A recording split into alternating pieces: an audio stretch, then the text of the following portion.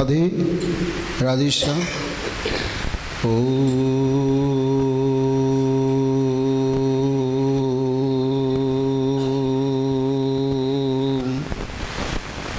यस्य प्रसादाद् भगवते प्रसादो यस्या प्रसादान्न गति कुतोऽपि ध्येयं स्तुवं स्तस्य यशस्त्रिछन्दं वन्दे गुरो श्रीचरणरविन्दं।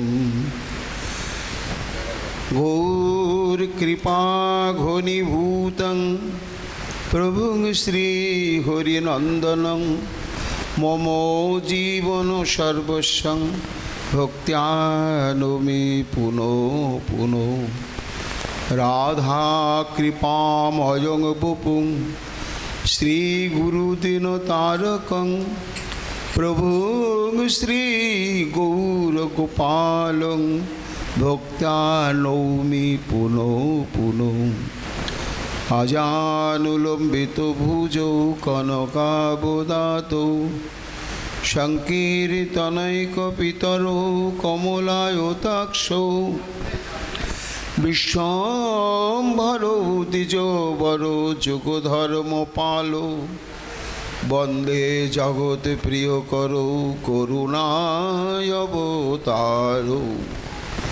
आनन्दलीलामय विग्रहाय हेमावदिव्यच्छविसुन्दराय तस्मै महाप्रेमरसप्रदाय चैतन्यचन्द्राय नमो नमस्ते। निरानन्दमिदं सर्वं प्रेमानन्दस्वतीकृतं येन तं सततं वन्दे नित्यानन्द जगद्गुरुं। श्री अद्वैत नमस्तुभ्यं कलिजनकृपानिधे गौरी प्रेम प्रदानाय श्री सीतापतये नमो। लादिनी स्वरूपाय गौरांग सुहृदाय च भक्त शक्ति प्रदानाय गदाधर नमोस्तुते।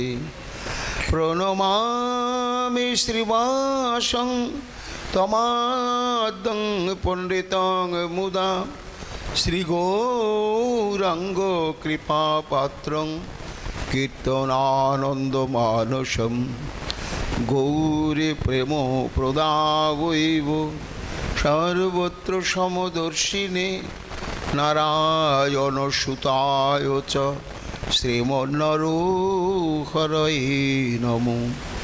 वराहपीडाभिरामं मृगमदतिलकं कुण्डलाक्रान्तगण्डं कञ्जाक्षं कम्बुकण्ठं स्मेतशुभगमुखं साधुरिनस्तवेणुं श्यामं शान्तं त्रिभङ्गं रविकरवसनभूषितं वैजयन्तं वन्दे वृन्दावनस्थयुवतिशतवृतं ब्रह्मगोपालवीशम्।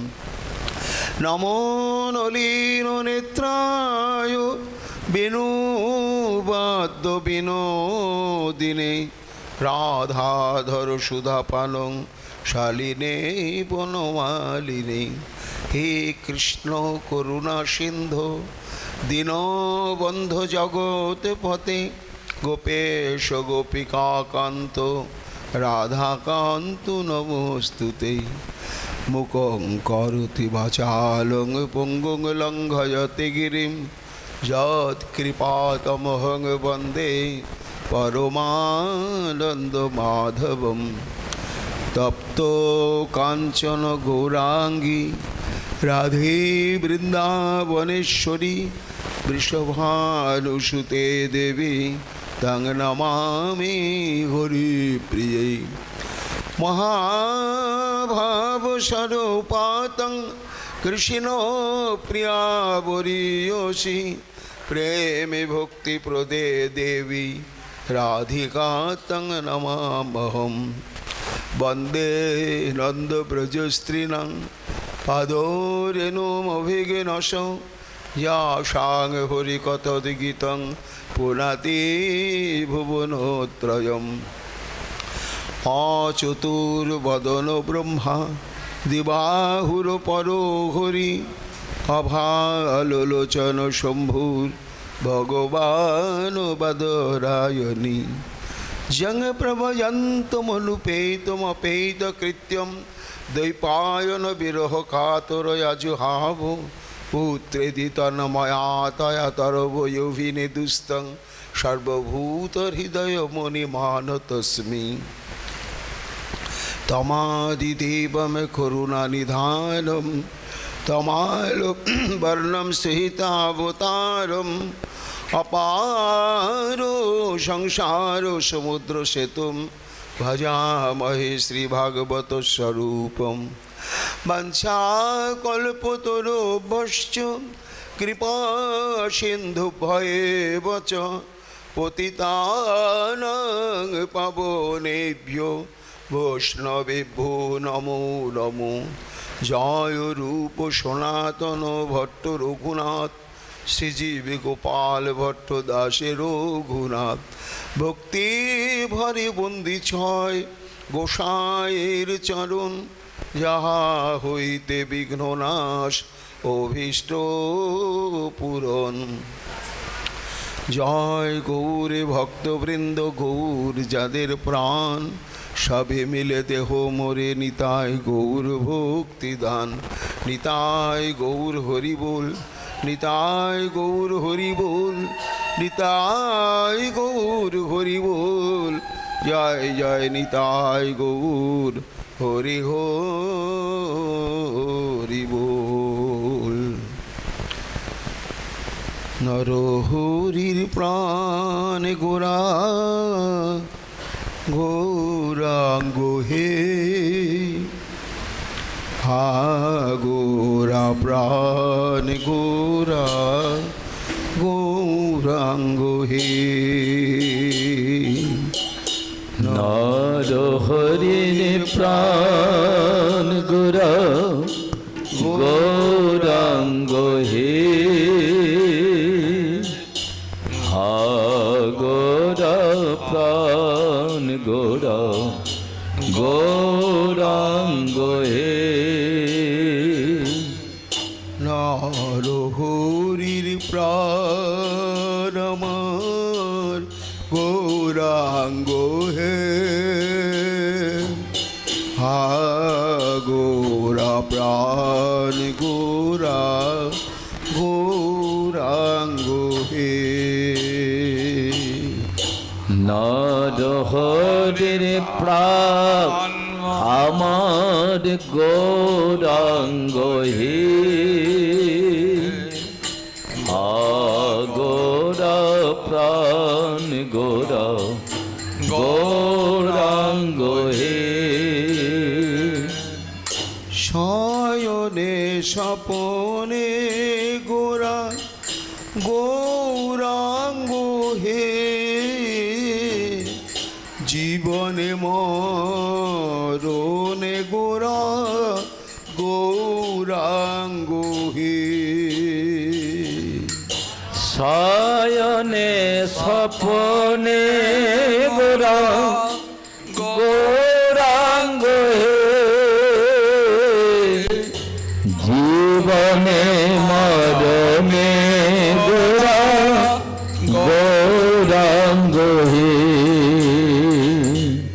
প্রাণ ভরে গাইব মোরা গৌরাঙ্গ হে হা গোরা প্রাণ গোরা গৌরাঙ্গ হে প্রাণ ভরে গাইব মোরা গৌরাঙ্গ হে হা গোরা প্রাণ গোরা গৌরাঙ্গ হে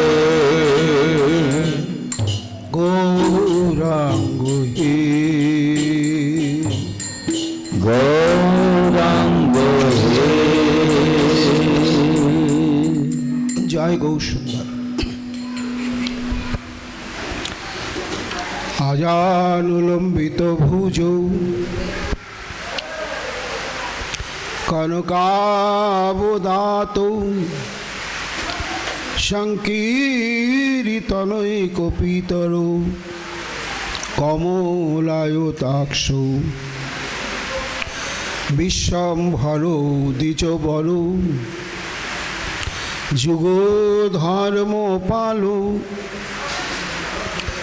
বন্দে জগৎ প্রিয় করু করুণায়বতার।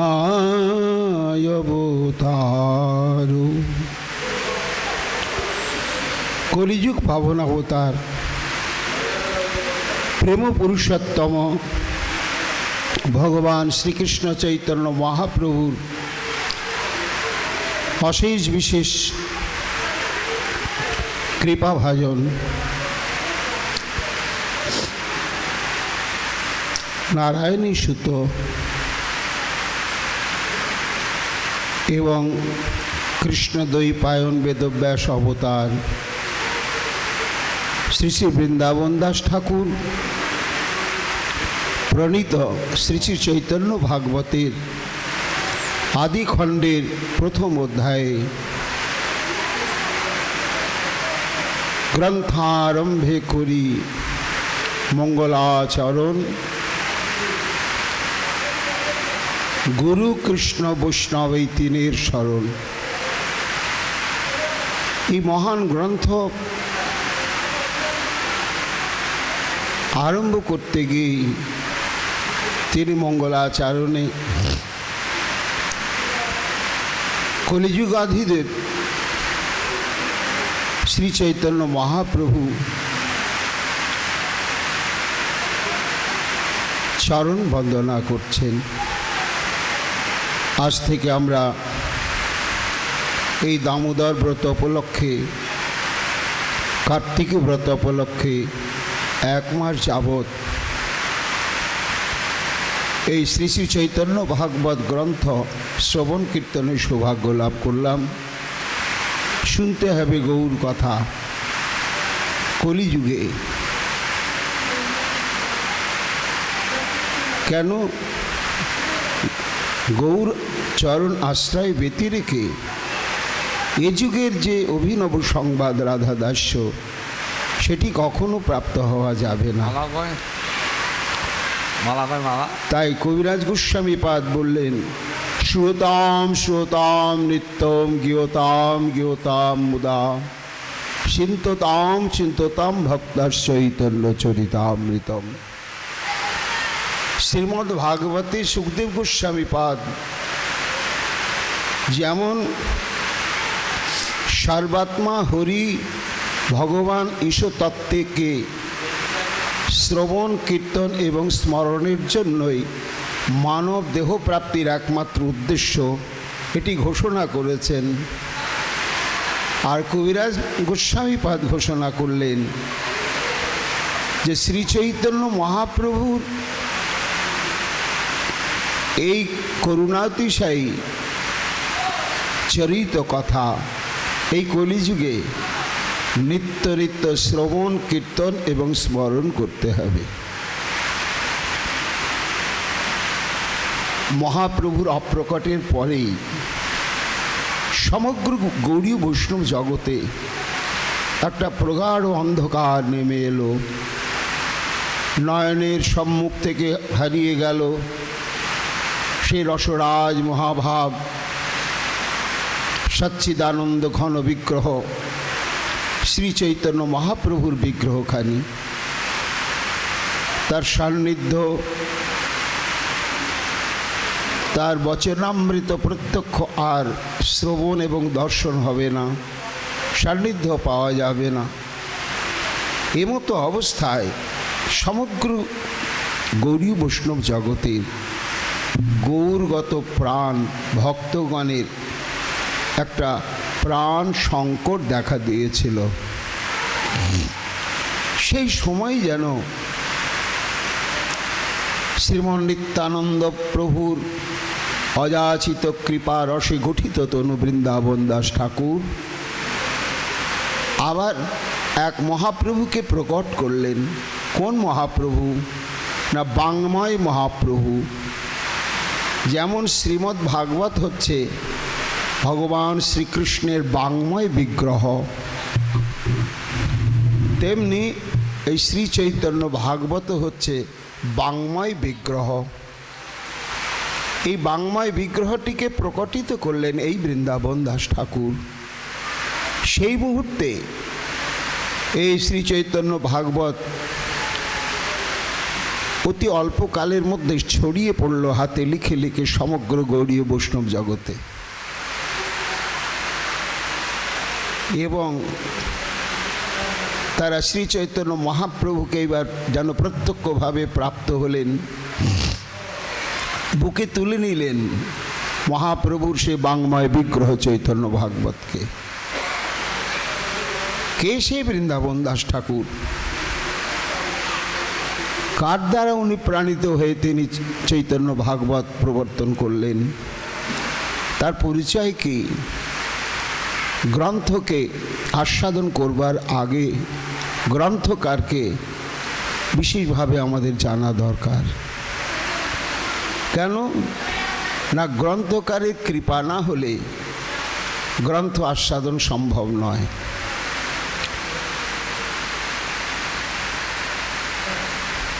এই চৈতন্য ভাগবত নামটি আগে ছিল না। যখন বৃন্দাবন দাস ঠাকুর শ্রীনিতায় চাঁদ কর্তৃক অনুপ্রাণিত হয়ে গৌর কথার মালা গাঁথলেন, তখন সে মালাটার নাম রাখলেন চৈতন্য মঙ্গল।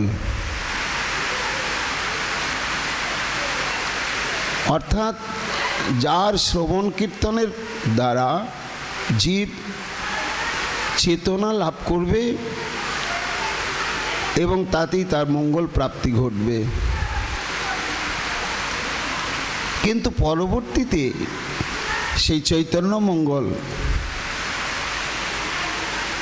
গ্রন্থখানির নাম পরিবর্তিত হয়ে চৈতন্য ভাগবত নামেই সুপরিচিত হলেন গৌড়ীয় বৈষ্ণব সমাজে।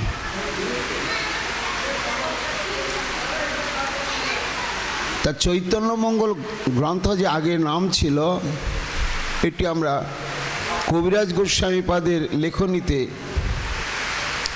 বিশেষভাবে আমরা জানতে পারি।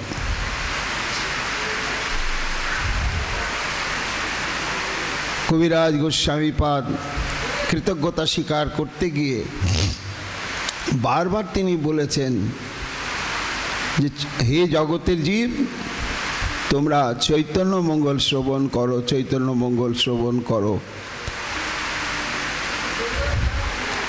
তা এই যে চৈতন্য মঙ্গল গ্রন্থটি, ওরে মূঢ় লোক শোনো চৈতন্য মঙ্গল, চৈতন্য মহিমা যাতে জানিবে সকল। তাহলে কবিরাজ গোস্বামীপাদ যখন শ্রী গ্রন্থকে প্রাপ্ত হয়েছিলেন তখনও তার নাম ছিল চৈতন্য মঙ্গল, কিন্তু পরে এটি চৈতন্য ভাগবত নামেই প্রচারিত হলো। কি করে হলো এ নিয়ে অনেক সিদ্ধান্ত রয়েছে। সেই সিদ্ধান্তসমূহ কি না,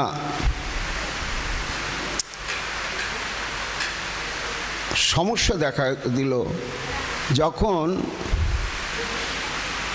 লোচন দাস ঠাকুর পরবর্তীতে চৈতন্য মঙ্গল গ্রন্থ প্রণয়ন করলেন। তখন ওই বৃন্দাবন দাস ঠাকুরের চৈতন্য মঙ্গল এবং লোচন দাস ঠাকুরের চৈতন্য মঙ্গল দুটি গ্রন্থের নামকরণ একই প্রকার। কাজে চৈতন্য মঙ্গল বলতে আমরা কোন গ্রন্থ বুঝব সেটা মহা মুশকিল হয়ে গেল। তাই রকম কিংবদন্তি রয়েছে যে বৃন্দাবন দাস ঠাকুরকে দেখানোর জন্য লোচন দাস ঠাকুর চৈতন্য মঙ্গল গ্রন্থখানা নিয়ে গেলেন এবং বৃন্দাবন দাস ঠাকুর যখন অধ্যয়ন করছেন তখন মঙ্গলাচরণের বন্দনাতেই তিনি অভিভূত হয়ে গেলেন। কেন না, বন্দনাতে আমাদের লোচনদাস ঠাকুর বলছেন, অভিন্ন চৈতন্য তনু ঠাকুর অবধূত, নিত্যানন্দ রাম বন্দ রোহিণীক সুত। এই যে অভিন্ন চৈতন্য তনু ঠাকুর অবধূত, এই বাক্যটি শ্রবণ করার সঙ্গে সঙ্গেই বৃন্দাবন দাস ঠাকুর, তিনি তো নিতাই পারম্যবাদী ছিলেন। তা এই যে নিতাই এবং শ্রী চৈতন্য মহাপ্রভু অভিন্ন তত্ত্ব, এটি যে লোচন দাস অন্তর দিয়ে অনুভব করি তার বন্দনাতে উল্লেখ করেছে, এতে তিনি এত উল্লসিত হলেন, বুকে জড়িয়ে ধরলেন এবং বললেন, লোচন, আজ থেকে তোমার গ্রন্থের নামই থাকলো চৈতন্য মঙ্গল, এবং আমার এই গ্রন্থের নাম আজ থেকে আমি পরিবর্তন করলাম। এই গ্রন্থের নাম আজ থেকে হবে চৈতন্য ভাগবত। এই একটা কারণে চৈতন্য মঙ্গল চৈতন্য ভাগবতে পরিণত হলো। আবার কোনো কোনো মহাজন বলছেন যে এটা বৃন্দাবনবাসী সমস্ত বৈষ্ণব ভক্তগণই নামকরণখানা করেছেন। কেন না, বৃন্দাবন দাস ঠাকুর হচ্ছেন সাক্ষাৎ বেদব্যাস অবতার। তিনি সাক্ষাৎ বেদব্যাস, যিনি শ্রীমদ্ ভাগবত প্রণয়ন করেছিলেন। তা তাঁর রচিত গ্রন্থ তো ভাগবতই হবে, এবং সেই চৈতন্য ভাগবত গ্রন্থ তারা অনুশীলন করে অনুভব করলেন, ভাগবতে যত ভক্তি সিদ্ধান্তের সার, লিখিয়াছেন ইহা জানি করিয়া উদ্ধার। তো ভাগবতের যত সিদ্ধান্ত চৈতন্য ভাগবতে বর্ণিত হয়েছে, এই জন্য ব্রজবাসী সমস্ত বৈষ্ণবগণ তারা ওই চৈতন্য মঙ্গল নামটিকে পরিবর্তন করে চৈতন্য ভাগবত এই নামটি রাখলেন। কেউ কেউ বলেন যে নারায়ণী দেবী বৃন্দাবন দাস ঠাকুরের মাতা, তিনি দেখলেন দুটো গ্রন্থের নাম একই হচ্ছে, আর দুজনেই নারায়ণী দেবীর অত্যন্ত স্নেহভাজন। তাই নিজ পুত্রের প্রণীত গ্রন্থের নাম রাখলেন চৈতন্য ভাগবত, এবং লোচন দাসের গ্রন্থের নাম রাখল চৈতন্য মঙ্গল। এবার সেই বৃন্দাবন দাস তার ঠাকুর, তার জন্ম রহস্য, তার পূর্ব পরিচয় আমাদের জানতে হবে। তারপরে আমরা গ্রন্থে প্রবেশ করব। বেদব্যাস জয়বাসী দাস বৃন্দাবন অধুনা, সখা য কুসুমা পীড় কার্য তস্তং সমাবিশত। গৌর গণোদ্দেশ দীপিকায় উল্লেখ করা হচ্ছে, যিনি পূর্বে মূর্তিমন্ত সাক্ষাৎ সেই কৃষ্ণ দ্বৈপায়ন বেদব্যাস, যিনি বেদকে বিভাজিত করলেন এবং মহাভারত প্রণয়ন করলেন, বেদান্ত সূত্র প্রণয়ন করলেন, সর্বশেষে শ্রীমদ্ ভাগবত প্রণয়ন করলেন। সেই ভাগবত প্রণেতা বেদব্যাসী হচ্ছেন সাক্ষাৎ বৃন্দাবন দাস। এবং এর মধ্যে আরও একটি সত্তা আছে, সে কুসুমা পীড়, অর্থাৎ শ্রীকৃষ্ণের এক সখার নাম ছিল কুসুমা পীড়, কৃষ্ণের অত্যন্ত অন্তরঙ্গ সখা। তা এই কুসুমা পীড় সখাই হচ্ছে বৃন্দাবন দাস ঠাকুর। কার গর্ভে জন্মগ্রহণ করলেন? না, শ্রীবাস পণ্ডিতের ভ্রাতুষ্পুত্রী নারায়ণী দেবীর গর্ভে তিনি জন্মগ্রহণ করেন। কোথায় করেন এবং তার জন্মের ইতিহাস কি? মহাজন পরিচয় দিচ্ছেন, নারায়ণী দেবীর পিতৃবংশের পরিচয়।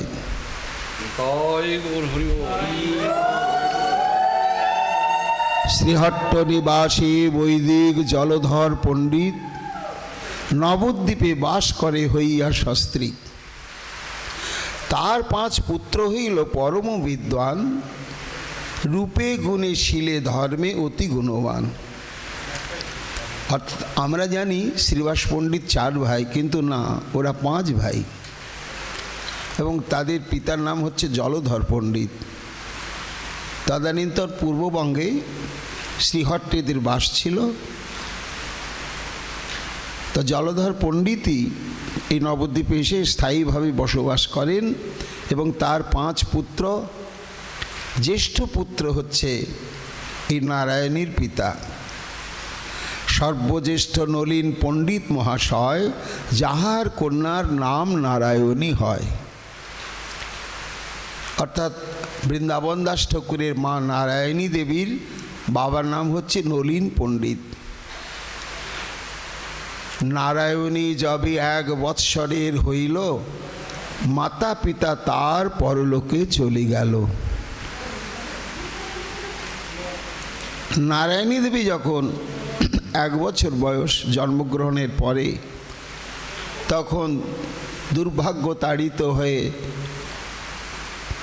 তার মাতা এবং পিতা উভয়ে পরলোক গমন করার পরে নারায়ণী তো অভিভাবকহীনা অনাথিনী হয়ে পড়লেন।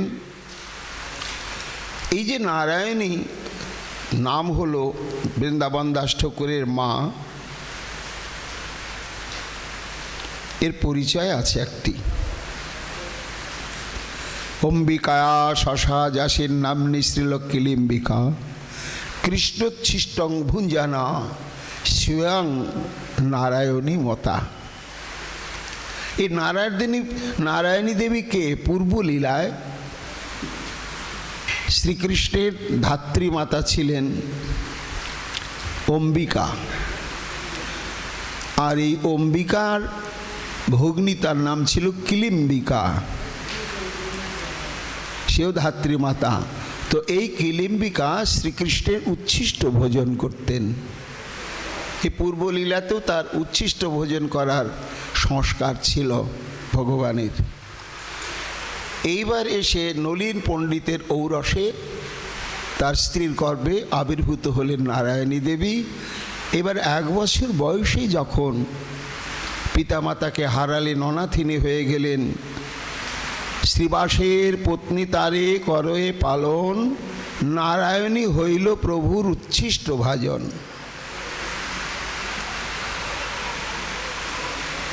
তখন 5 ভাইয়ের মধ্যে জ্যেষ্ঠ ভাই গত হয়ে গেল, 4 ভাই থাকলেন।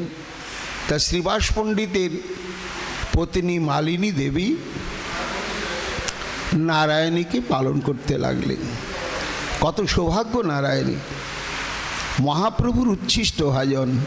মহাপ্রভু যখন তাম্বুল চর্বণ করতেন, তো তাম্বুল অর্পণ অন্তে সে চর্বিত তাম্বুল অবশেষ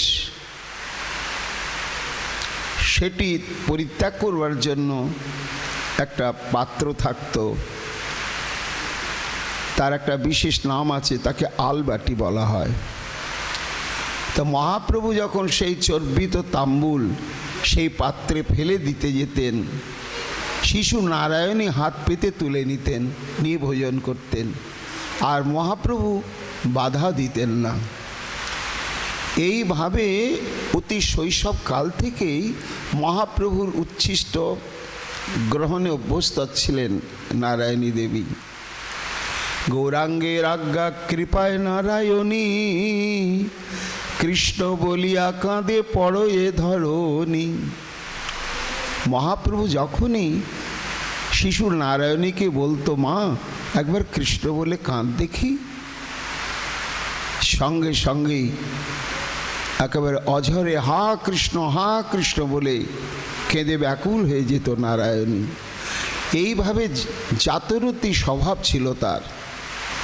4 বৎসরের শিশু বালিকায় অজ্ঞান, প্রভু তারে ভুক্ত শেষে করিলেন দান।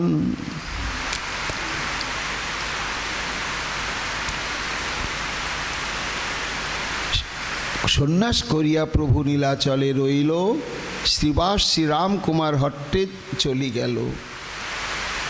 কুমার হট্টবাসী বিপ্র বৈকুণ্ঠ দাস সিংহ, তার সহিত নারায়ণীর হইল বিবাহযোগ্যা হল নারায়ণী। মহাপ্রভু সন্ন্যাস গ্রহণ করে যখন নবদ্বীপ পরিত্যাগ করলেন, তখন এই শ্রীবাস পণ্ডিতেরা 4 ভাই আর নবদ্বীপে থাকতে পারলেন না। তারা কুমারহট্ট বা হালি শহরে এসে স্থায়ীভাবে বসবাস করতে লাগলেন। আর সেই কুমারহট্টে এক ব্রাহ্মণ বাস করত, তার নাম হচ্ছে বিপ্রদাস বিপ্র। এই বিপ্রদাস বিপ্রের সঙ্গে নারায়ণী দেবীর বিবাহ হলো। কুমারহট্টবাসী বিপ্র বৈকুণ্ঠ দাস জিহ, তাঁর সহিত নারায়ণীর হইল বিবাহ। তার গর্ভে জন্মিলা বৃন্দাবন দাস, তেহ হন শ্রীল বেদ ব্যাসেরও প্রকাশ। মহাজন বলছেন, এই বৈকুণ্ঠ দাস বিপ্রের ঔরসে নারায়ণীর গর্ভেতে শুভ দিনে শুভ লগ্নে সেই পূর্বলীলার কৃষ্ণদ্বৈপায়ন বেদব্যাস এবং তার সঙ্গে শ্রীকৃষ্ণের প্রিয় সখা কুসুমাপীর একত্রিত হয়ে নারায়ণীর গর্ভে আবির্ভূত হলেন। কিন্তু ওই গর্ভবতী অবস্থায় তিনি স্বামীহারা হয়েছিলেন। বৃন্দাবন দাস যবে আছিলেন গর্ভে, তাঁর পিতা বৈকুণ্ঠ দাস চলিলেন স্বর্গে। বৃন্দাবন দাস মায়ের গর্ভে যখন অবস্থান করছেন, ভূমিষ্ঠ হওয়ার সময় তখনও আসেনি, 10 মাস পূর্ণ হয়নি। তার আগেই দৈবক্রমে পিতা বৈকুণ্ঠ দাস অকালেই মহাপ্রয়াণ করলেন। ভাতৃকন্যা গর্ভবতী পিতৃহীনা দেখি, আনিয়া শ্রীবাস নিজ গৃহে দিলা রাখি। স্বামীহারা, তাতে আবার গর্ভবতী অসহায়া নারায়ণী দেবীকে শ্রীবাস পণ্ডিত এবং মালিনী দেবী নিজের ঘরে নিয়ে এসে আশ্রয় দিলেন, পরিচর্যা করতে লাগলেন। বৈশাখী কৃষ্ণা দ্বাদশীতে 1429 শকে হালি শহরের নিকটে নতিক গ্রামে বৃন্দাবন দাস ঠাকুরের আবির্ভাব ঘটল। হালি শহর নতিক গ্রামে নারায়ণী সুত ঠাকুর বৃন্দাবন নাম ভুবন বিখ্যাত। নতিক গ্রামে জন্মস্থান, স্থিতি দেনুড়েতে শ্রীচৈতন্য ভাগবত কইল প্রচারিতে। এইবার তার জন্ম হলো ওই হালি শহরের নিকট নতিক গ্রামেতেই, শ্রীবাসীর আশ্রয়ে।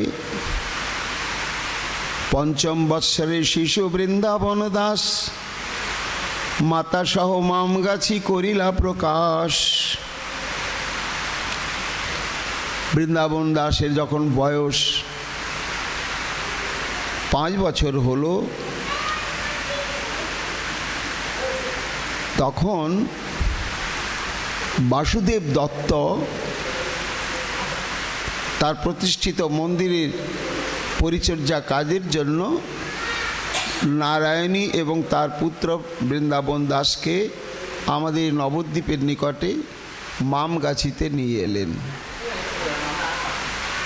বাসুদেব দত্ত প্রভুর কৃপার ভাজন, মাতা সহ বৃন্দাবনে করে ভরণ পোষণ। বাসুদেব দত্তের ঠাকুর বাড়িতে বাস কইল, নানা শাস্ত্র বৃন্দাবন পড়িতে লাগিল। এখানে বাসুদেব দত্তের সহায়তায় বৃন্দাবন সর্বশাস্ত্রের উৎপত্তিগত জ্ঞান অর্জন করলেন এবং এইখানেই শ্রীমন নিত্যানন্দের সঙ্গে সম্পর্ক স্থাপন হয় এবং নিতাই চাঁদের কাছে দীক্ষা গ্রহণ করেন বৃন্দাবন দাস ঠাকুর। আর তার অনুপ্রেরণাতেই নানা শাস্ত্র পড়ি হইল পরম পণ্ডিত, চৈতন্য মঙ্গল গ্রন্থ যাহার রচিত।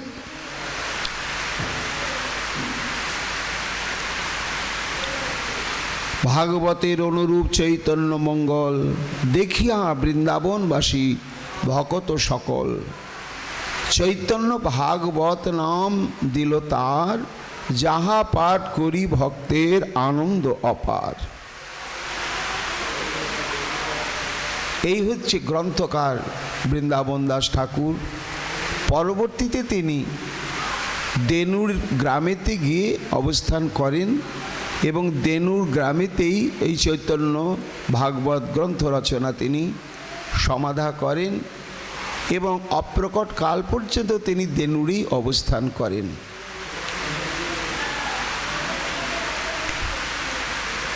এইবার চৈতন্য অর্থাৎ চৈতন্য ভাগবত শ্রবণ কীর্তনের মহিমা কি না, পরবর্তীতে সর্বশেষ শ্রী চৈতন্য মহাপ্রভুর চরিতকার কৃষ্ণদাস কবিরাজ গোস্বামী তিনি ঘোষণা করছেন, অর্হে মূঢ় লোক শোনো চৈতন্য মঙ্গল, চৈতন্য মহিমা যাতে জানিবে সকল।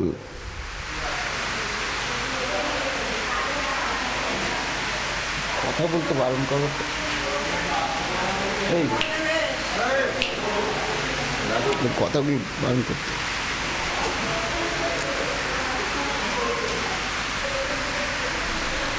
চৈতন্য মহিমা যাতে জানিবে সকল, অর্থাৎ তিনি তো পরে চৈতন্য চরিতামৃত গ্রন্থ করতে চলেছেন, কিন্তু তার আগেই তিনি সম্যক উপলব্ধি করেছেন যে শ্রী চৈতন্য মহাপ্রভুর বিস্তৃত লীলা প্রসঙ্গ জানতে গেলে একমাত্র চৈতন্য ভাগবত গ্রন্থকে আশ্রয় করতে হবে।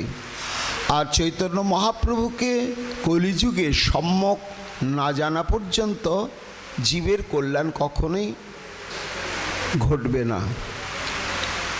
কেন কবিরাজ গোস্বামীপাদ তুমি এই চৈতন্য ভাগবত গ্রন্থকে অনুশীলনের জন্য এত অনুরোধ করছো কেন? বলে জানো না, কৃষ্ণ লীলা ভাগবতী কহে বেদব্যাস, চৈতন্য লীলার ব্যাস বৃন্দাবন দাস। আজকে আমরা যেমন ব্যাসদেবের কৃপাতেই আমরা শ্রীমদ্ ভাগবত প্রাপ্ত হয়েছি এবং কল্পনার শক্তির দ্বারা বেদব্যাস ভাগবত রচনা করেননি। কিভাবে করেছেন? সাক্ষাৎ ঐশী ভগবত কৃপার উপরে নির্ভর করে তিনি বলেছেন। কেন না, এই ভগবতটি স্বয়ং ভগবান প্রদান করেছেন ব্রহ্মাকে, ব্রহ্মা প্রদান করলেন পুত্র দেবর্ষি নারদকে, আর নারদ প্রদান করলেন ব্যাসদেবকে, এবং ব্যাসদেব সৌম্যপ্রাস নামক আশ্রমেতে তখন ধ্যান করতে বসলেন। দেবর্ষি নারদের নিকট প্রাপ্ত সেই ভাগবতের বীজ প্রাপ্ত হয়ে সেটি ধ্যানেতে বিস্তৃতি লাভ করল। পরবর্তীতে তিনি সেটি লিখে রাখলেন, তারই নাম হলো ভাগবত। তো যেমন আমরা ভাগবতকে জানি ব্যাসদেবের কৃপাতে, তেমনি কলিযুগে এই চৈতন্য মহাপ্রভু সম্পর্কে আমরা বিস্তৃত জানতে পারব বৃন্দাবন দাস ঠাকুরের কৃপাতে। বৃন্দাবন দাস কইল চৈতন্য মঙ্গল, যাহার শ্রবণে নাশে সর্বই অমঙ্গল। সর্ব অমঙ্গল নাশ হবে এই চৈতন্য ভাগবত শ্রবণ কীর্তনের দ্বারা। চৈতন্য নিতায়ের যাতে জানিয়ে মহিমা, যাতে জানি কৃষ্ণ ভক্তি সিদ্ধান্তের সীমা। চৈতন্য ভাগবতে কি বলা হয়েছে সেটি কবিরাজ গোস্বামীপাদ আগেই ঘোষণা করছেন। নিতাই চাঁদের মহিমা এই চৈতন্য ভাগবতে বর্ণিত হয়েছে। কবিরাজ গোস্বামীপাদ করেননি না। চৈতন্য চরিতামৃতে আমরা নিত্যানন্দের আবির্ভাব থেকে বিস্তৃত সমস্ত লীলা প্রসঙ্গ জানতে পারি না। মহাপ্রভু প্রসঙ্গ বলতে গিয়ে যেখানে যতটুকুনি নিতাই চাঁদকে আনা দরকার ততটুকুনি এনেছেন কবিরাজ গোস্বামী পাদ। কিন্তু বৃন্দাবন দাস ঠাকুর অশেষ বিশেষে একেবারে নিতাই চাঁদের আবির্ভাব লীলা, তার শৈশব লীলা, তার কৈশোর লীলা, তার যৌবন লীলা একেবারে বিস্তৃতভাবেই বর্ণনা করেছেন। শুধু তাই নয়, নিতাই চাঁদ যে সাক্ষাৎ শঙ্কর্ষণ, সেই বলদেব চন্দ্র শ্রী ভগবান হতে অভিন্ন তত্ত্ববিশেষ, এই তত্ত্বটি বৃন্দাবন দাস ঠাকুর চৈতন্য ভাগবতে বিস্তৃতভাবেই আলোচনা করেছেন। আর নিতাই চাঁদকে না জানা পর্যন্ত আমরা মহাপ্রভুর তত্ত্ব জানতে পারবো না, আর মহাপ্রভুর তত্ত্ব না জানতে পারলে আমরা জানতে পারবো না রাধাকৃষ্ণের তত্ত্ব। এই জন্য নিতাই চাঁদের কৃপা, নিতাই তত্ত্ব জানার উপরে নির্ভর করে সব কিছু। তা কীভাবে আমরা জানবো নিগুড় নিতাই? মহাপ্রভু নিজেই বলছেন, বড় গুরু নিত্যানন্দ এই অবতারে। তা যিনি তত্ত্বত স্বভাবত অত্যন্ত গূঢ় তত্ত্ব বিশেষ, তাকে আমরা কি করে জানব? না, চৈতন্য ভাগবতে যে নিতাই কথা বর্ণিত রয়েছে, কবিরাজ গোস্বামী পাদ বলছেন, হে জগৎ, তোমরা যদি শ্রদ্ধা সহকারে অনুশীলন করতেই থাকো, তাহলে নিতাই চাঁদের মহিমা তত্ত্ব, তার কারুণ্য গুণের যে পরিসীমা কত দূর তা বিস্তৃতভাবে জানতে পারবে। আর কি জানতে পারবে? তাতে জানি কৃষ্ণ ভক্তির সিদ্ধান্তের সীমা। ভাগবতে যত ভক্তি সিদ্ধান্তেরও সার, লিখিয়াছেন ইহা জানি করিয়া উদ্ধার। অর্থাৎ শ্রীমদ্ ভাগবতে ব্যাসদেব ভক্তিকেই তো তুলে ধরেছেন অশেষ বিশেষে, কিন্তু সেখানে ভক্তি বর্ণিত হলেও প্রয়োজন বিশেষে তিনি জ্ঞান কর্মাদিকেও বর্ণনা করেছেন অল্প অল্প। তা সেই ভাগবতে বর্ণিত যে ভক্তি তত্ত্বটি, সেটি একেবারে পরিচ্ছন্ন সম্যকরূপে পরিস্ফুট হয়েছে বৃন্দাবন দাস ঠাকুরের শ্রী চৈতন্য ভাগবতে।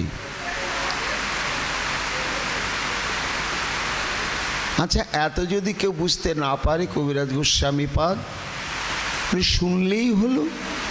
এই চৈতন্য ভাগবত আজকে থেকে আমরা যে শ্রবণ কীর্তনের সৌভাগ্য লাভ করছি, এ কত বড় শক্তিশালী তত্ত্ব না! চৈতন্য মঙ্গল শুনে যদি পাষণ্ডী যবন, সেই মহাবৈষ্ণব হয় ততক্ষণ। কৃষ্ণদাস কবিরাজ গোস্বামী পাদ বলছেন, পাষণ্ডী আর যবন। পাষণ্ডী কাকে বলে? যারা ভগবানের বিগ্রহকে মানে না। ভগবান তো সচ্চিদানন্দময় স্বরূপ, আর ওই যে ঠাকুর হয় মাটি দিয়ে তৈরি করেছে, না হয় কাঠ দিয়ে তৈরি করেছে, তো ওটা তো মাটি, কাঠ বা পেতল কাঁসা ছাড়া তো কিছু নয়। তাকে ভগবান বলে পুজো করব কেন? এই রকম যারা মত পোষণ করে এবং নিজেরা বিশ্বাস করে, তাদেরকে বলা হয় পাষণ্ড। এদের কোনো গতি হয় না। আর যবন হচ্ছে ম্লেচ্ছ বা গোভক্ষণকারী, গোহত্যাকারী। কিন্তু এরাও যদি কখনো সাধু মুখে এই শ্রী চৈতন্য ভাগবত শ্রবণ করে, তাহলে চৈতন্য ভাগবতে বৃন্দাবন দাস ঠাকুর নিতাই চাঁদের কৃপা করুণার রস এমন মাখিয়ে রেখেছেন যে মহাপাষণ্ডী এবং যবন হলেও সাধুমুখে এই চৈতন্য ভাগবতের কথা শ্রবণ করতে করতে বৈষ্ণব নয় মহাবৈষ্ণব হয় ততক্ষণ। তারা মহাবৈষ্ণব হয়ে যায়। মনুষ্যের রচিতে নারে ওই সে গ্রন্থ ধন্য, বৃন্দাবন দাস মুখে বক্তা শ্রী চৈতন্য। সম্যক উপলব্ধি করেছেন কৃষ্ণদাস কবিরাজ গোস্বামী চরণ। তা তিনি বলছেন যেটা লেখা যায় না, বৃন্দাবন দাস লিখেননি। কেন না, যাকে স্বয়ং ব্রহ্মাও জানতে পারে না,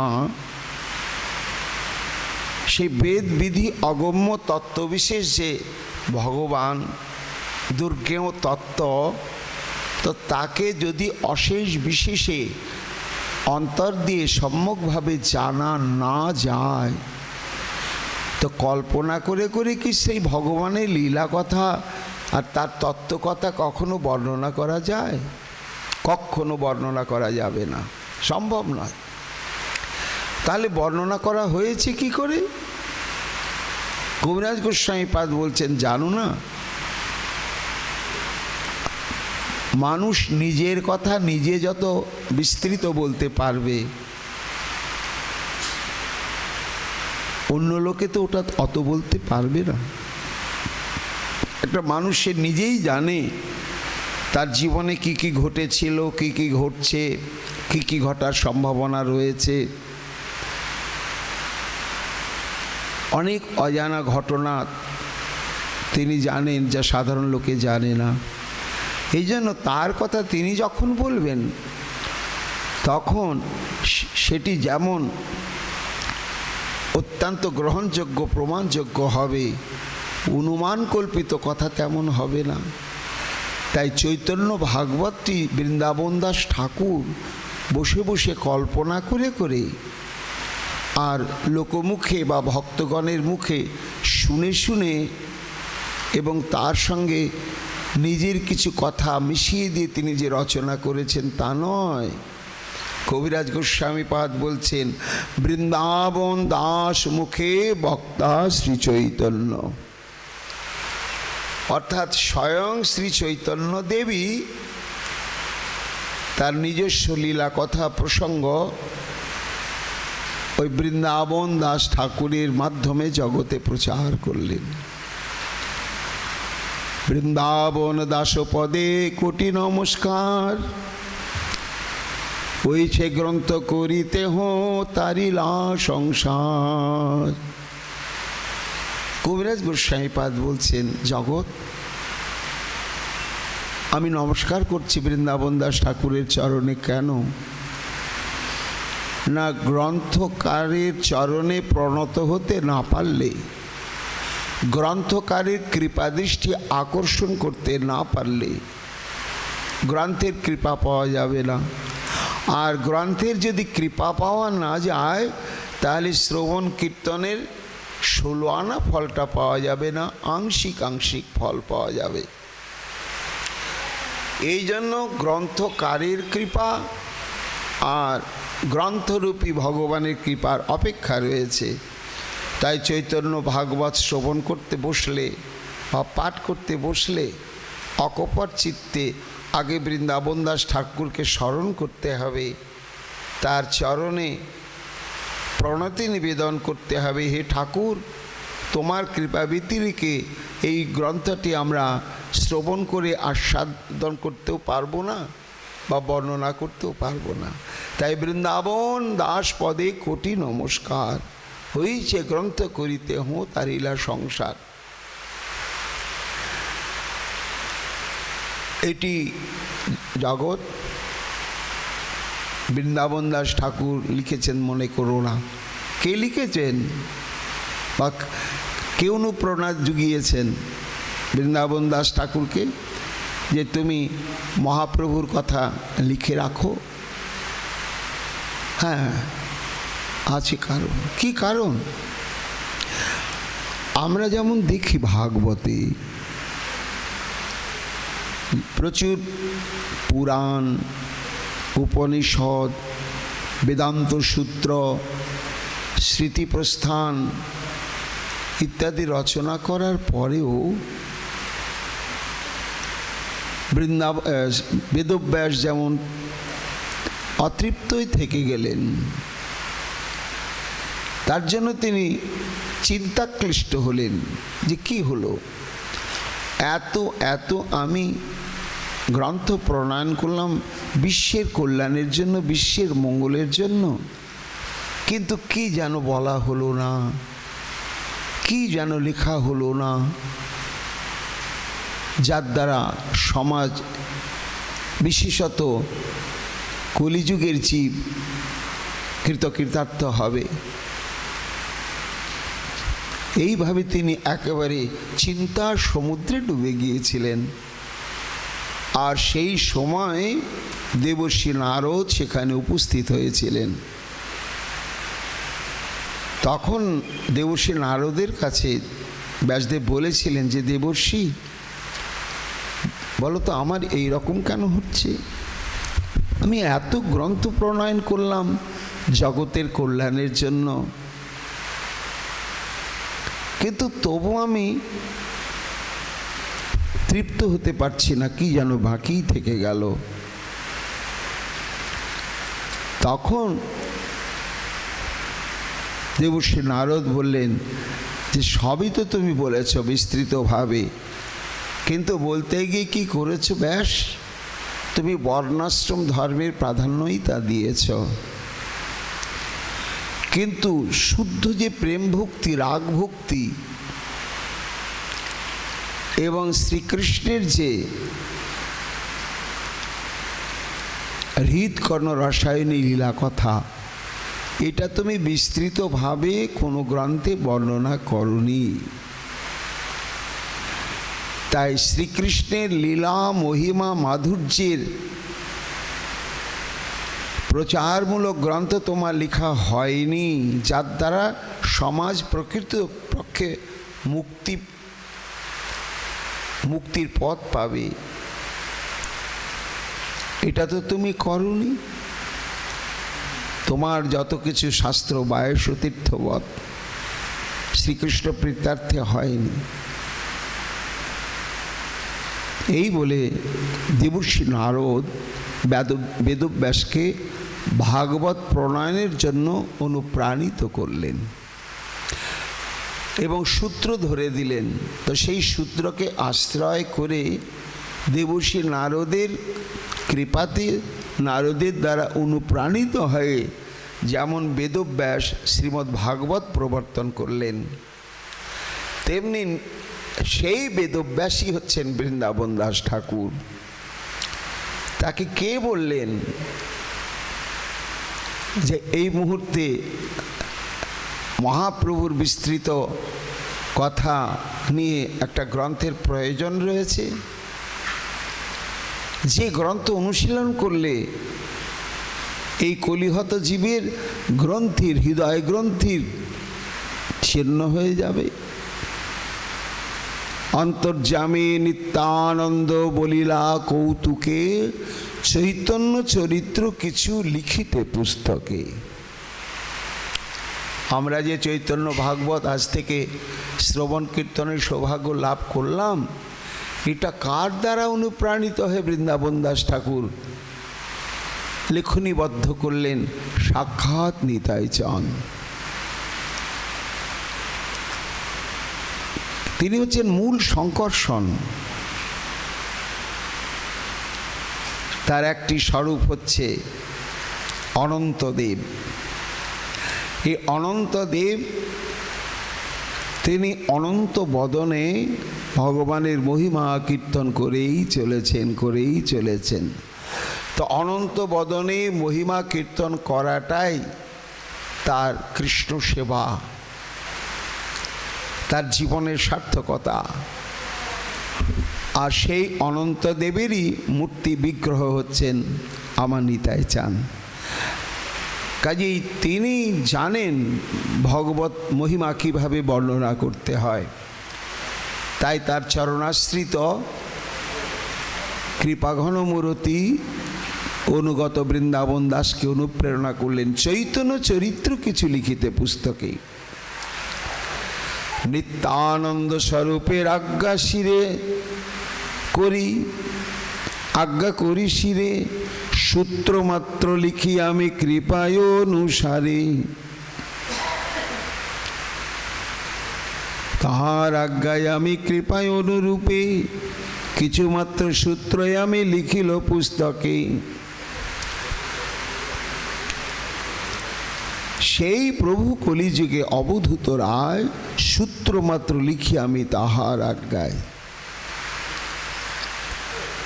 অর্থাৎ বৃন্দাবন দাস ঠাকুর কৃতজ্ঞতা প্রকাশ করছেন যে জগৎ কেউ মনে করো না যেন আমি সবার কাছে বাহবা পাওয়ার জন্য, পূজা পাওয়ার জন্য আমি এইভাবে চৈতন্য ভাগবত গ্রন্থ রচনা করলাম, তা নয়।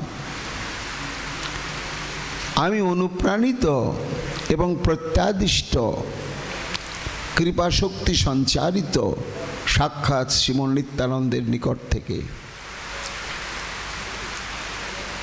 তাঁর কৃপাশক্তির দ্বারা অনুপ্রাণিত হয়ে আমি সূত্ররূপে আগে গ্রন্থখানা লিখলাম, তার পরবর্তীতে সেই সূত্রের সূত্র ধরে বিস্তৃত করে গ্রন্থখানা আমি সুসম্পন্ন করেছি। তাহলে আমরা জানলাম বৃন্দাবন দাসের জীবন, তার পরিচয়, এবং আরও একটি রহস্যময় ঘটনা রয়েছে। বৃন্দাবন দাস ঠাকুর চৈতন্য মঙ্গলকে প্রথমে দূরে ছুঁড়ে ফেলে দিয়েছিলেন একটা জায়গায় লোচন দাসের একটা বর্ণনা দেখে। সেই বর্ণনাটা কি ছিল না, মহাপ্রভু যেদিন সন্ন্যাস গ্রহণ করবেন সেই রাত্রিতে বিষ্ণুপ্রিয়া দেবী মহাপ্রভুর নিকটে ছিল এবং মহাপ্রভু বিষ্ণুপ্রিয়া দেবীর তাদের সেদিন বিলাস লীলা হয়েছিল। এই কথা যখন জানতে পারলে বৃন্দাবন, তখন লোচনকে বললেন, লোচন এটা তুমি ভুল বলেছ, এটা ঠিক করনি, এটা সিদ্ধান্ত বিরোধ, এই গ্রন্থ কারো হাতে দেয়া যাবে না, এই গ্রন্থ তুমি আর প্রচার করবে না। কথাটা জানতে পারলেন নারায়ণী দেবী, বৃন্দাবনকে ডেকে বললেন, বৃন্দাবন কি বলেছ বাবা তুমি? বলে, মা দেখো তো মহাপ্রভুর সন্ন্যাস লীলা,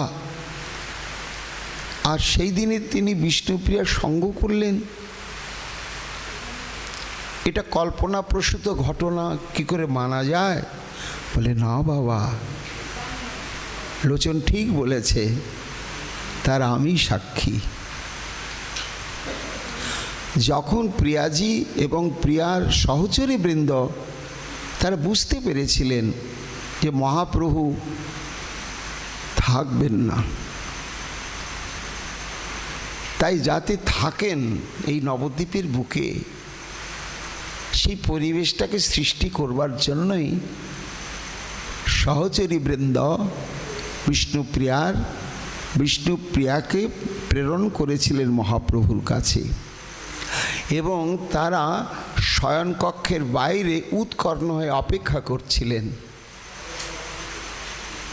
যে প্রিয়া আজকে গৌর সুন্দরকে সংসারমুখী করতে পারবে কি পারবে না, কি কথোপকথন হয় এটা জানার জন্য। আর বৃন্দাবন, আমি কিন্তু সেই দিন প্রত্যক্ষ ওই সহচরীগণের মধ্যে, প্রিয়াজির সহচরগণের মধ্যে আমি নিজে ছিলাম, এবং আমি নিজে এই ঘটনার সাক্ষী। তাই লোচন মিথ্যে বলেনি, ঠিকই বলেছে। মা তুমি এই কথা বলছো, তুমি ক্ষমা করো মা, আমি তাহলে অপরাধ করে ফেললাম লোচনের কাছে। তখন বললেন লোচন, না না, তুমি সত্য ঘটনায় লিখেছ। তা এই যে লোচন দাসের চৈতন্য মঙ্গল, বৃন্দাবন দাস ঠাকুরের চৈতন্য ভাগবত এবং কবিরাজ গোস্বামী পাদের চৈতন্য চরিতামৃত, মহাপ্রভুকে নিয়ে তিনটি গ্রন্থ আমাদের অবলম্বন। এই তিনটি গ্রন্থের মহাপ্রভু তিন প্রকার। লোচন দাসের চৈতন্য মঙ্গলের মহাপ্রভু তিনি রসরাজ স্বরূপ, রসিকেন্দ্র চূড়ামণি। তার শৃঙ্গার রসঘন বিগ্রহটাই মূর্তিমন্ত হয়েছে লোচন দাসের লেখনীতে লেখনীতে। ঠাক ঠমকা কাকাল বাঁকা মধুর মধুর হাসি, রূপ দেখিতে জাতিকুল হারাই হারাই বাসি। অপূর্ব সে নটের ঠাম গোরা অঙ্গের ছটা, রূপ দেখিতে হুড় পড়েছে নবযুবতীর ঘটা। চৈতন্য ভাগবতে বৃন্দাবন দাস ঠাকুরের মহাপ্রভু হচ্ছেন যুগাবতার, বৈকুণ্ঠপতি। তিনি ত্রাণ জীবের পরিত্রাণ করতে এসেছেন আর যুগধর্ম হরিনাম সংকীর্তন প্রবর্তন করতে এসেছেন। এই জন্য তিনি বহুবার মহাপ্রভুকে বৈকুণ্ঠপতি বৈকুণ্ঠপতি বৈকুণ্ঠনাথ এই বলে ঘোষণা করেছেন। আর আমাদের কবিরাজ গোস্বামী পাদ, তার মহাপ্রভু কি না, তার মহাপ্রভু হচ্ছেন মহাভাব ঘন বিগ্রহা শ্রীমতী রাধারানীর ভাবাক্রান্ত কৃষ্ণই হচ্ছেন শ্রী চৈতন্য মহাপ্রভু। তিন বাঞ্ছা পূরণের স্বরূপই হচ্ছেন মহাপ্রভু। বেদগোপ্য এসব আখ্যানে যেই শোনে, তার দৃঢ় ভক্তি হয় চৈতন্য চরণে। আমরা যে আজ থেকে দামোদর ব্রত উদযাপনের জন্য সংকল্পিত হলাম, উদ্দেশ্য কি না, মহাপ্রভুর চরণে প্রেম ভক্তি লাভ করবার জন্যই। তা সেই প্রেম ভক্তি লাভটা হবে কিসের দ্বারা না, বৃন্দাবন দাস ঠাকুর বলছেন, যদি তুমি মহাপ্রভুর এই লীলা প্রসঙ্গ শ্রবণ করো, তাহলেই তোমার অবশ্যই যে দৃঢ় ভক্তি পাওয়ার জন্য নানা প্রকার ভজন অঙ্গকে আশ্রয় করে কঠোরতা অবলম্বন করতে হয়, একটু ভক্তি বিশ্বাস আর এই চিন্ময় নবদ্বীপ ধামে বসে যদি সাধুগুরু বৈষ্ণবের মুখে এই গৌর কথা শ্রবণ করা হয়, তাহলে নিশ্চিত রূপে মহাপ্রভুর চরণে তার অচল প্রেম ভক্তি জাগবেই জাগবে। এবং শুধু তাই নয়, এই গ্রন্থে পরপর মহাপ্রভুর যে সমস্ত লীলাগুলো বর্ণনা করা হচ্ছে বা হবে, এক একটা লীলার শ্রবণ কীর্তনের এক এক রকম ফল। কি অদ্ভুত! বলছেন যে শোনয়ে গৌরাঙ্গের দিগ্বিজয়ী জয়, কোথাও তাহান পরাভব নাহি হয়। বিদ্যারস গৌরাঙ্গের অতি মনোহর, ইহা যেই শোনে হয় তার অনুচর। দিগ্বিজয় পণ্ডিতকে জয় করলেন মহাপ্রভু। আমরা ধীরে ধীরে যখন চৈতন্য ভাগবতের ভেতরে প্রবেশ করব, তখন সেই লীলা আমরা শ্রবণ কীর্তন করব। কিন্তু এই দিগ্বিজয় লীলা শ্রবণ করলে কি হবে না, সে পরতত্ত্ব জ্ঞান, সাধ্য তত্ত্ব জ্ঞান, সাধ্য সাধন তত্ত্ব জ্ঞান সম্যকরূপে এমনভাবেই তার অন্তরে অনুভূত হবে যে সে আর কোনো জায়গায় পরাভূত হতে পারবে না। এমনি করে চৈতন্য মঙ্গলের চৈতন্য ভাগবতের এক একটা লীলা প্রসঙ্গে এক এক ধরনের মহিমা কীর্তন করা হয়েছে।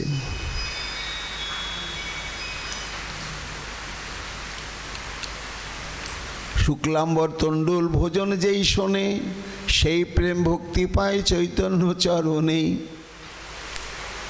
শুক্লাম্বর গৃহে মহাপ্রভু তণ্ডুল ভোজন করেছিলেন। এক অদ্ভুত খুব মর্মস্পর্শী লীলা প্রসঙ্গ। এই প্রসঙ্গগুলো শ্রবণ করা মাত্রই অন্তরে প্রেম ভক্তির উদয় হবেই হবে। অদ্বৈত গৃহেতে প্রভু যত কইল কেলি, ইহা যেই শোনে সেই পায় সেই মেলি। এইসব হচ্ছে ফলশ্রুতি, অর্থাৎ বস্তু বিষয়ে যদি বস্তু জ্ঞান আমরা লাভ না করতে পারি, তার গুণাগুণ সম্পর্কে যদি না জানতে পারি, তাহলে সেটির প্রতি আমাদের শ্রদ্ধা বিশ্বাস জাগবে না। অদ্বৈত আচার্যের গৃহে মহাপ্রভুর বহু লীলা ঘটেছিল। সেই সমস্ত লীলা যদি শ্রবণ করে কেউ, তাহলে মহাপ্রভুর পরিকরের গানের মধ্যেই তিনি সিদ্ধ দেহ প্রাপ্ত হয়ে অন্তর্ভুক্ত হয়ে যাবেন। কত বড় সহজতম উপায়! চৈতন্য চন্দ্রের কথা অমৃত মধুর, সকল জীবের মনে বাড়ুক প্রচুর। শুনিলে চৈতন্য কথা যার হয় সুখ, সে অবশ্য দেখিবে কি চৈতন্য শ্রীমুখ। এই সমস্ত উক্তির মধ্যে মহাশক্তি সঞ্চারিত রয়েছে। বেদব্যাস অবতার বৃন্দাবন দাস বলছেন যে শুনতে হয়, শুনছি না। মানুষ যেমন কি হয়, কোনো যদি সতী শুনতে পায় তার পতির প্রশংসা হচ্ছে, খুব সুখ পায়। কোনো বাবা মা যদি শোনে তার ছেলের খুব প্রশংসা করছে কেউ, বাবা মার চরম সুখ হয়। এটা নিয়ম, স্বাভাবিক। তেমনি আমাদের পিতা মাতা বন্ধু সখা পতি গতি সবই হচ্ছেন মহাপ্রভু। তো সেই মহাপ্রভুর লীলা কথা শ্রবণ করে যদি সুখ না পাওয়া যায়, তাহলে বুঝতে হবে যে আমার তো মহাপ্রভুর সঙ্গে সম্পর্কই হয়নি। তাই শুনতে হয়, শুনছি। মহাপ্রভু আমার মতো আমি না, এ আমার গৌর কথা হচ্ছে গো। এই আমার গৌর কথা হচ্ছে এই আনন্দে যারা সুখ পায়। এটি যখন মহাপ্রভু বুঝতে পারবেন যে আমাকে এত ভালোবেসে ফেলেছে, যে আমার কথা শুনতে শুনতে এত সুখ সমুদ্রে ডুবে যাচ্ছে যে তার ঘর বাড়ি কর্তব্যের কথাও মনে থাকছে না, তখন শ্রী মহাপ্রভু কি করেন বলে, তোমার যোগ্যতা থাকুক না থাকুক, যেহেতু তুমি আমার কথা শ্রবণ করে এত সুখ পাচ্ছ, আমি আর তোমার কোনো দোষ ত্রুটি দেখব না। এই তোমার সম্মুখে দাঁড়ালাম, তুমি নয়ন ভরে আমাকে দর্শন করো। সে অবশ্য দেখিবে চৈতন্য শ্রীমুখ। এখন কথা হচ্ছে, বিশ্বাসে মেলায় বস্তু, তর্কে বহুদূর। নীলাচলে প্রভুর ভোজন মহারঙ্গ, ইহার শ্রবণে হয় চৈতন্যের সঙ্গ। শেষ খণ্ডে চৈতন্য আইলা নীলাচলে, এই আখ্যান শুনিলে ভাসয়ে প্রেম জলে। এইসব বিলাস যে শোনে হর্ষ মনে, শ্রী চৈতন্য সঙ্গ পায় সেই সব জানে। গৌর কথা শ্রবণের যে কি পরিণতি! ওই যে আমাদের বৃন্দাবন দাস ঠাকুর বলেছেন যে এই কৃষ্ণদাস কবিরাজ গোস্বামীপাদ বললেন যে এই চৈতন্য ভাগবত শ্রবণ করলেই শুদ্ধা প্রেম ভক্তি লাভ করবে। কিভাবে লাভ করবে? ভগবত কৃপাতেই, ভগবত প্রীতিতেই। এই সকল পূর্ণ কথা যে করে শ্রবণ, অবশ্য মিলয়ে তারে কৃষ্ণ প্রেম ধন। ভক্তি করি যে শোনয় এসব আখ্যান, ভক্ত সঙ্গে তারে মিলে গৌর ভগবান। ভক্তি করি শোনে যে চৈতন্য অবতার, সেই সব জন সুখে পাইবে নিস্তার। শ্রবণ মঙ্গলম। শুধু শুনতেই হবে, শুনে গেলেই হবে, স্বতন্ত্র ভজনের কোনো অপেক্ষা নেই। যার জন্য আমাদের সেই শ্রদ্ধা ভক্তি বিশ্বাস নিয়ে আজ থেকে আমরা এই 1 মাস মহাপ্রভুর ধারাবাহিক তত্ত্ব, তার আবির্ভাব, তারপরে ক্রমানুসারে তার বাল্য পৌগণ্ড কৈশোর লীলা প্রসঙ্গ শ্রবণ কীর্তন করব। সেটি যে কত মঙ্গলপ্রদ। আজকে প্রথম দিনে আমরা তার মাহাত্ম্য কীর্তন করলাম বৃন্দাবন দাস ঠাকুরের চরণ আশ্রয় করে। এইবার তিনি মঙ্গলাচরণে যে প্রথম শ্লোক বললেন, আজানুলম্বিত ভুজৌ কনকাবদাতৌ সংকীর্তনৈক পিতরৌ কমলায়তাক্ষৌ বিশ্বম্ভরৌ দ্বিজবরৌ যুগধর্মপালৌ বন্দে জগৎ প্রিয় করৌ করুণাবতারৌ। এই প্রথম শ্লোকটি বহু তাৎপর্য সমন্বিত। মহাপ্রভুর বিশেষণ দেওয়া হয়েছে, আজানুলম্বিত ভুজৌ। মহাপ্রভুর যে দুটো বাহু কেমন না জানু পর্যন্ত লম্বা। মানুষের সাধারণত কারো বাহু জানু পর্যন্ত হাঁটুতে ঠেকে যায় এরকম নাই, কিন্তু মহাপ্রভুর বাহু আজানুলম্বিত। কেন? তার গূঢ় রহস্য আছে, সেটি উপলব্ধি করে বৃন্দাবন দাস ঠাকুর বিশেষণ দিলেন আজানুলম্বিত ভুজৌ। তারপরে বলছেন কনকাবদাত। তার অঙ্গকান্তিটি কেমন না স্বর্ণ বিশিষ্ট, বর্ণ বিশিষ্ট। তা মহাপ্রভু স্বর্ণ বর্ণ বিশিষ্ট কেন হলেন? কৃষ্ণ তো কালো, বৈকুণ্ঠপতি নারায়ণ তো কালো, রামচন্দ্র তো দুর্বাদল শ্যাম, বামনদেব শ্যামবর্ণ। তা এই শ্রী চৈতন্য মহাপ্রভু কনকাবদত কেন হলেন? আবার সংকীর্তনৈক পিতরৌ।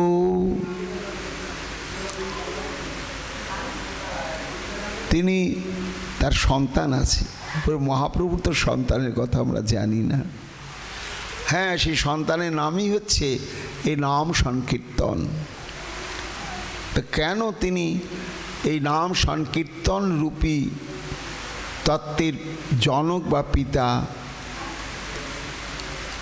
তারপরে তার নাম বিশ্বম্ভরৌ, বিশ্বম্ভর নাম। বিশ্বম্ভর নাম কেন? তিনি শুধু বিশ্বম্ভর নয়, দ্বিজবরৌ। দ্বিজ শব্দ হচ্ছে ব্রাহ্মণ, বড় শব্দ হচ্ছে শ্রেষ্ঠ। যেমন তেমন তিনি ব্রাহ্মণ না, সর্বশ্রেষ্ঠ ব্রাহ্মণ, অর্থাৎ ব্রাহ্মণ গণেরও তিনি বরণীয়। কেন? তারপরে বিশেষণ দিলেন যুগধর্মপালৌ। উপসংহারে বলছেন জগৎ প্রিয় করৌ করুণা অবতারৌ। তিনি শখ কৃপা করুণার দ্বারা বাহিত হয়ে এসেছেন। কী জন্য এসেছেন? জগৎ প্রিয় করো, জগতের প্রিয় মঙ্গল সাধনের জন্য। এই সমস্ত বিস্তৃত বিষয় আগামীকাল আমরা ঠিক এই সময়ে শ্রীমন মহাপ্রভু রাধা দামোদরের কৃপায় শ্রবণ কীর্তন করব। এখনকার মতো গৌর কথা আমাদের এইখানে বিশ্রাম লাভ করছে। জয় শ্রীমন মহাপ্রভু কি জয়, নরহরি প্রাণ গৌর হরি কি জয়, রাধা দামোদর দেব কি জয়। জয় জয় শ্রী রাধে।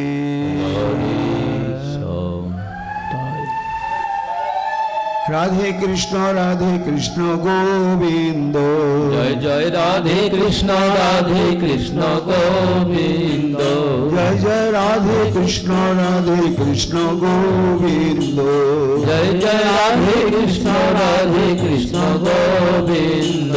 জয় জয় শ্যাম সুন্দর মদন মোহন বৃন্দাবন চন্দ্র। জয় জয় শ্যাম সুন্দর মদন মোহন বৃন্দাবন চন্দ্র। জয় জয় রাধা রাধা রমন রাজ বিহারী শ্রী গোকুলানন্দ জয় জয় রাধা রমন রাস বিহারী শ্রী গোকুলানন্দ জয় জয় রাধা কান্ত রাধা বিনোদ শ্রী রাধে গোবিন্দ জয় জয় রাধা কান্ত রাধা বিনোদ শ্রী রাধে গোবিন্দ জয় জয় রাশেশ্বরী বিনোদিনী ভানুকুল চন্দ্র জয় জয় রাধেশ্বরী বিনোদিনী ভানুকুল চন্দ্র জয় ললিতা বিশাখায়াদি যত সখী বৃন্দ জয় জয় ললিতা বিশাখায়াদি যত সখী বৃন্দ জয় জয় শ্রী রূপ মঞ্জরি রতি মঞ্জরি অনঙ্গ জয় জয় শ্রী রূপ মঞ্জরি রতি মঞ্জরি